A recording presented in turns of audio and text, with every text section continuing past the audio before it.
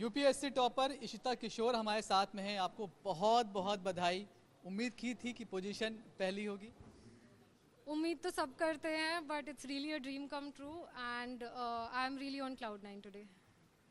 क्या सब्जेक्ट्स है आपके और कितनी मेहनत की, कितने घंटे की पढ़ाई? और मैंने सुना कि आप कॉर्पोरेट से वापस आई थी इस फील्ड में। मेरा ऑप्शनल था political science and IR and घंटे तो मतलब since this was a long journey, 3 साल पढ़ाई की है तो थोड़ा सस्टेनेबल रखना ज़रूरी है। I studied for 8 to 9 hours a day. कभी कम भी हो जाता था बट ट्राई करती थी कि एवरेज 8 घंटे रहे। एंड कॉर्पोरेट ने बहुत अपॉर्चुनिटीज़ दी। I think the kind of professionalism I learn over there was very important and उसने मुझे प्रिपरेशन में भी हेल्प किया, but ultimate passion lied here. Normally हम लोग पूछते हैं कि जो बच्चे तैयारी कर रहे हैं उनको आप क्या प्रेरणा देंगे, लेकिन आज मैं सवाल ये पूछ रहा हूँ कि बहुत सारे लोग जो कॉर्पोरेट्स में हैं, जो किसी और फील्ड में चले गए हैं, यूपीएससी एक सपना रहता है उनके लिए, उन्हें क्या टिप्स होगा इशिता का? सपना पूरा करना है तो मेहनत तो करनी होगी। You have to believe in your dreams and आप गिव अप नहीं कर सकते हैं। मेरा 2 बार प्रीलिम्स क्लियर नहीं हुआ, but the kind of self belief you have in yourself really pushes you to try.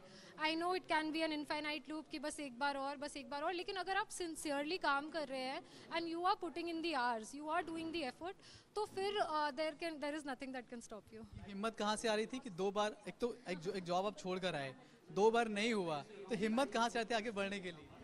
जी, डर तो बहुत लगता है एंड डर तो बहुत लगता है क्योंकि प्रीलिम्स नहीं हुआ है, जॉब छोड़ दी है और मतलब अब 26 इयर्स की हूँ, तो it was very scary and it is scary every day. But I think अगर थोड़ा सा सपोर्ट फैमिली दे दे, कि मेरी मम्मी ने हमेशा कहा कि तुम बस पढ़ाई करो, बाकी सब हम पे छोड़ दो, तो उस टाइप का support, unconditional support and trust कि हाँ ये कर लेगी, तो उसी से है, उसी से मुझे मोटिवेशन। रिजल्ट से पहले मम्मी से पूछा, मम्मी गेस करो कौन सी पोजीशन आ रही है, कैसे क्या हुआ था? हाँ मतलब 1-2 हफ्ते पहले इंटरव्यू के बाद सोच रही थी कि क्या होगा, तो मम्मा से पूछा था कि आपको अगर कोई रैंक गेस करनी है तो आप बताइए। तो मम्मी ने रैंक 1 कहा था और मैं बिल्कुल चौंक गई थी and I was very happy कि एटलीस्ट उनको मुझ पे इतना भरोसा तो है, वही मेरे लिए इतनी बड़ी बात थी।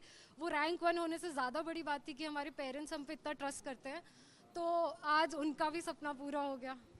टिप्स कुछ वो बच्चे जो तैयारी कर रहे हैं, और किसने किसने हेल्प करी इस पूरे ड्यूरेशन में, पढ़ाई आपने कैसे करी? I think having a very good peer group is important and मेरे पास एक बहुत अच्छा पीयर ग्रुप था। फॉर्चुनेटली मेरे फ्रेंड्स ने, हम सब ने एक दूसरे की बहुत मदद की है।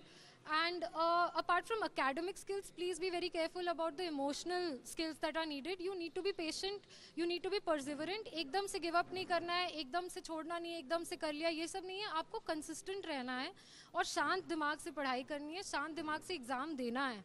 वहाँ पे आप शांत रहेंगे तो अच्छा रहेगा। आप शायद आर्मी या एयरफोर्स के बैकग्राउंड से आती हैं, वहाँ पर आईएएस के लिए डिसाइड करना ये आपका सपना था या फिर घर वालों का? नहीं, ये बिल्कुल मेरा सपना था। घर वालों ने वो तो खुश थे कि मैं कॉर्पोरेट में भी हूँ, उसमें भी खुश थे। उन्होंने कहा था जो आपका मन करे आप वही करें। बट एयरफोर्स बैकग्राउंड बिल्कुल अच्छा लगा कि the service and the sense of duty that is there in the Indian Air Force, that motivated me to serve my country. And मेरे लिए मुझे लगा कि सिविल सर्विसेज बेस्ट प्लेटफॉर्म रहेगा to serve my country. Thank you so much. तो सपना होता है आईएएस बनना, और इशिता एक ऐसी लड़की थी जो कि कॉर्पोरेट्स में जॉब कर रही थी, लेकिन सपना कायम था और उसी सपने को सच करने के लिए वापस से तैयारी की और अब उनका सपना सच हो चुका है।